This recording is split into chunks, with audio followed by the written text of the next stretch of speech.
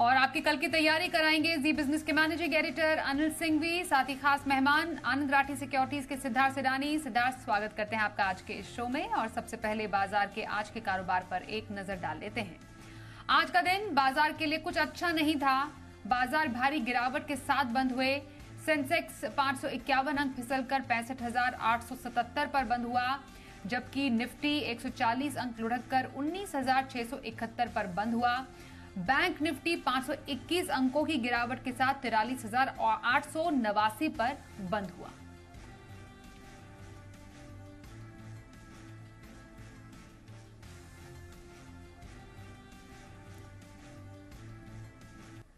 और आगे बढ़ने से पहले संस्थागत निवेशकों के आंकड़े देख लेते हैं। एफआईआई यानी विदेशी संस्थागत निवेशकों ने कैश मार्केट में करीब 1,831 करोड़ रुपए की बिकवाली की है, तो वहीं डीआईआईज की तरफ से करीब 1,469 करोड़ रुपए की खरीदारी के आंकड़े आए हैं।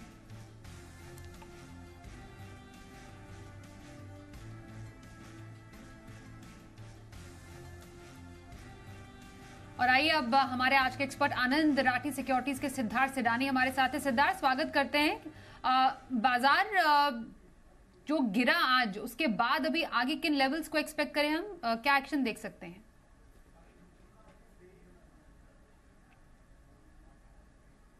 Good evening Swati.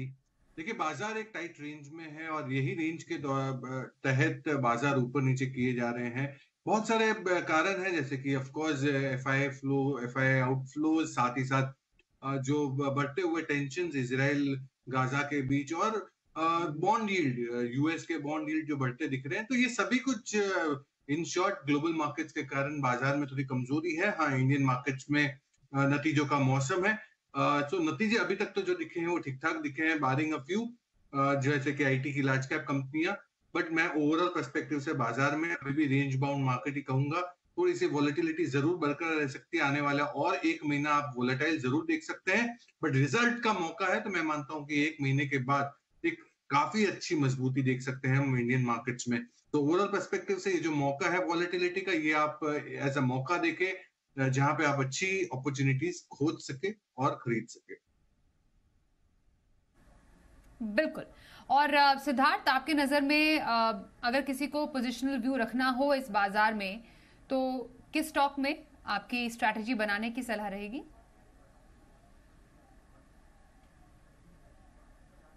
देखिए, अगर आपको अभी बाजार में खरीदारी करनी हो तो पोजिशनल तौर पे अगर आपको खरीदना हो तो मुझे लगता है कि कैम्स एक बेहतरीन विकल्प हो सकता है। कैम्स पे खरीदारी की राय है। अभी स्टॉप लॉस आपको रखना है 2500 रुपए का, 2500 का, और टारगेट रखना है 2880 का। Monthly SIP all time high पे है म्यूचुअल फंड में 16,000 करोड़ के करीब, जिसके डोमेस्टिक इंस्टीट्यूशन फ्लोज भी स्ट्रॉन्ग है। Largest registrar and transfer agent है म्यूचुअल फंड का। Aggregate market share 70% based on AUM, और ओवरऑल पर्सपेक्टिव से रेवेन्यू में भी स्ट्रॉन्ग ग्रोथ दिख रहे हैं। हम मानते हैं कि एआईएफ सेगमेंट भी एक स्ट्रॉन्ग सेगमेंट है जो कैम्स को और मजबूत कर सकता है आने वाले समय में। और म्यूचुअल फंड इंडस्ट्री प्रोजेक्ट कर रहे हैं कि हाई ग्रोथ ट्रेजेक्टरी में है, 13 से 14% सीएजीआर से ग्रो हो सकता है। तो कैम्स एक प्रॉक्सी टू म्यूचुअल फंड है, इस पे खरीदारी की राय है। 2600 रुपए का भाव है, 2500 रुपए का स्टॉप लॉस, और टारगेट रखना है 2880। तो कैम्स में पोजिशनल खरीदारी की सलाह सिद्धार्थ सिडानी दे रहे हैं। लॉन्ग टर्म के नजरिए के लिए स्टॉक कौन सा पसंद है आपको? स्वाति, लॉन्ग टर्म नजरिए से जो स्टॉक चुनना चाहूंगा वो बैंकिंग स्पेस से होगा, और वो होगा फेडरल बैंक। फेडरल बैंक पे खरीदारी की राय है। टारगेट आपको रखना है 185 का, 185 का। प्राइवेट सेक्टर की बैंक है, based out of Kerala. Long loan growth अगर देखा जाए तो 1.93 लाख करोड़ का है, 1350 ब्रांचेस है। मुनाफा भी 35% से बढ़ते हुए दिखा है। हम उम्मीद करते हैं कि 18% का क्रेडिट ग्रोथ आ सकता है आने वाले 2 सालों के लिए, FY24 से 26। और फोकस ज्यादा शार्प रहेगी हाई यील्डिंग प्रोडक्ट्स में, जहां पे निम स्ट्रॉन्ग आ सकते हैं 3.3% के करीब। मार्जिन तो स्टेबल है ही है। क्रेडिट ग्रोथ 18% के करीब उम्मीद रख रहे हैं। एक छोटा सा आंकड़ा जो बहुत महत्वपूर्ण है वो है आरओए का, वो 1.2% पे नियर टर्म आप उम्मीद लगा सकते हैं। स्ट्रॉन्ग ग्रोथ है और लोअर स्लिपेजेस है। ऐसी बैंक जो मिड कैप श्रेणी में अच्छा परफॉर्म कर सकती है, जिसपे आपको टारगेट रखना है लॉन्ग टर्म नजरिए से 185 का। फेडरल बैंक में लंबी अवधि की खरीदारी की सलाह सिद्धार्थ सिडानी दे रहे हैं। आइए पहले कॉलर से भी बात कर लेते हैं। हमारे साथ दिल्ली से विजय अग्रवाल है। नमस्कार, बताइए कौन सा स्टॉक आपके पास है? ये सर नमस्कार। पहले तो सिद्धार्थ जी, आपकी सुबह बड़ी टाई की चर्चा हो रही थी, बड़ी अच्छी लग रही थी आपकी टाई, और अनिल जी ने भी बड़ी तारीफ करी थी। मेरा एक स्टॉक है टाटा पावर, 240 रुपए में परचेज है और 300 शेयर है। इसका लॉन्ग टर्म क्या रहेगा? और दूसरा है जेपी एसोसिएट, 10.5 रुपए में 8,000 शेयर है। इसका लॉन्ग टर्म क्या रहेगा? दो लॉन्ग टर्म की व्यू के स्टॉक्स। जी सिद्धार्थ। पहले तो बहुत बहुत धन्यवाद। आपने सुबह का शो देखा और जो अनिल जी ने टाई पे प्रशंसा की उस पे आपको भी अच्छा लगा, थैंक यू सो मच। और अभी रही बात आपके क्वेरी की, टाटा पावर बिल्कुल बने रहना है लॉन्ग टर्म पर्सपेक्टिव से। टाटा पावर में मुझे लगता है कि पावर इंडस्ट्री में, जनरेशन कंपनीज में, रिन्यूएबल एनर्जी और जो इलेक्ट्रिक व्हीकल जो स्टेशन की जो इंस्टॉलेशन है जो टाटा पावर कर रही है, ये सारे ही मुद्दों के कारण मुझे लगता है कि टाटा पावर आपको बिल्कुल बने रहना चाहिए। रही बात जेपी एसोसिएट की, मुझे उतनी स्ट्रॉन्ग और स्ट्रेंथ नहीं दिखती है। मैं आपको यही सलाह दूंगा, जहां पे आप अगर शॉर्ट टर्म लिए रखा है तो शॉर्ट टर्म में थोड़ा बहुत मुनाफा करके निकल जाए। जेपी एसोसिएट के बदले मुझे बहुत सारी इंफ्रा कंपनीज काफी अच्छी लग रही है, जैसे कि केएनआर कंस्ट्रक्शन, पीएनसी इंफ्रा, ये सारी कंपनियों पे आप दाव लगाए। ओवरऑल पर्सपेक्टिव से टाटा पावर पे होल्ड की रहे। तो बिल्कुल आपके लिए आपके दोनों स्टॉक्स पर अलग अलग स्ट्रैटेजी बनाने की सलाह आ रही है सिद्धार्थ सिडानी की। अगले कॉलर अहमदाबाद से नवीन अग्रवाल हमारे साथ हैं। नमस्कार, बताइए कौन सा स्टॉक आपके पास है? नमस्ते, नवीन अग्रवाल अहमदाबाद से बोल रहा हूँ। मेरे पास आईडीबीआई बैंक का है 2500 शेयर 43.25 में।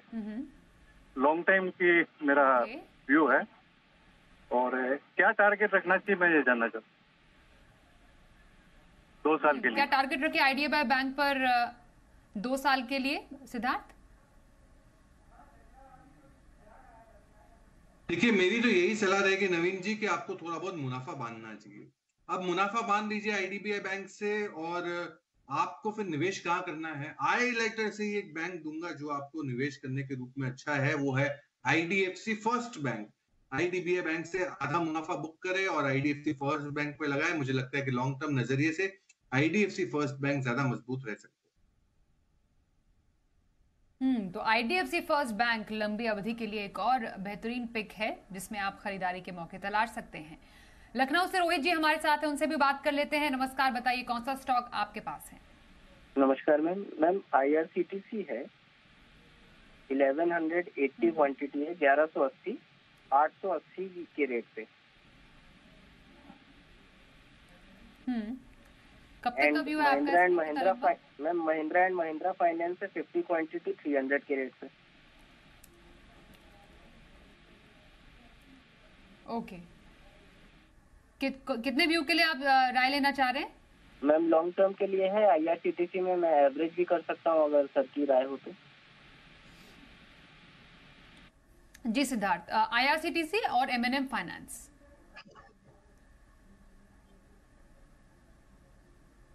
देखिए, आईआरसीटीसी पे तो मेरी उछाल पे निकल जाने की सलाह रहेगी, क्योंकि मुझे उतना कोई ज्यादा कोई कॉन्फिडेंस दिखता नहीं है, ना ऐसा कोई बड़ा ट्रिगर दिखता है जिसके कारण स्टॉक अगर एक लॉन्ग टर्म नजरिए से आप रख ले।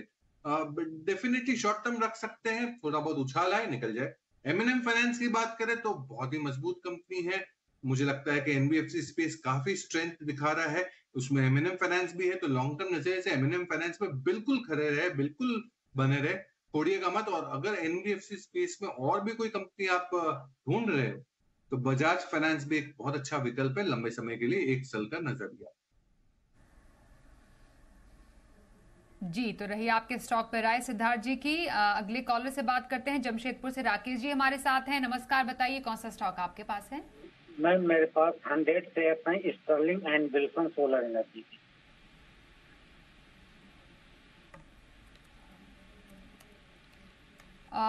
कितना लंबा नजरिया आपका? नजरिया लॉन्ग टर्म के लिए है, लेकिन मेरा बाइंग प्राइस है 325 और मेरे परचेज करने के बाद से लगातार देख रहे हैं लोअर सर्किट लग रहा है। तो क्या और एवरेज कर लें या न करें? स्टर्लिंग एंड विल्सन जी। भारी भरकम गिरावट आज भी हमने देखी है इस स्टॉक में, और इनके बाइंग प्राइस से तो हम काफी नीचे देख रहे हैं इसकी प्राइस। क्या स्ट्रैटेजी बनाई जा सकती है अब इस स्टॉक में, क्या सलाह देंगे आप सिद्धार्थ?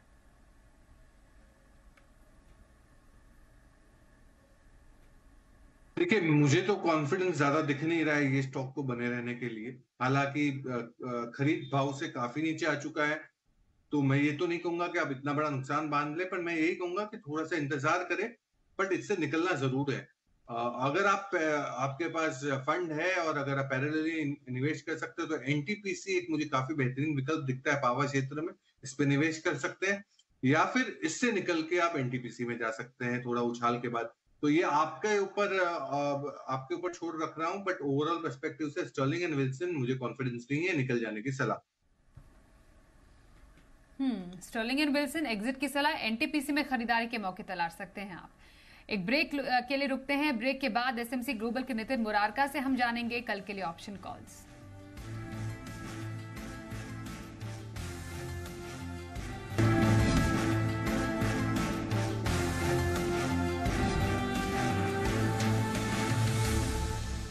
और सिद्धार्थ, आपकी नजर में कहां पर खरीदारी की जा सकती है बेहद ही शॉर्ट टर्म में?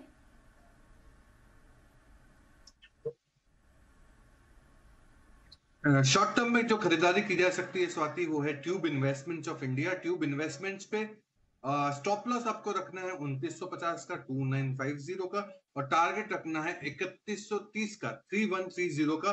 Tube investments of India. Tube invest में इंट्राडे खरीदारी करने की सलाह आ रही है हमारे आज के एक्सपर्ट सिद्धार्थ सिडानी की ओर से। धन्यवाद करेंगे आपका हमारे साथ इस कार्यक्रम में शामिल होने के लिए। रुकते एक ब्रेक के लिए, देखते रहिए जी बिजनेस।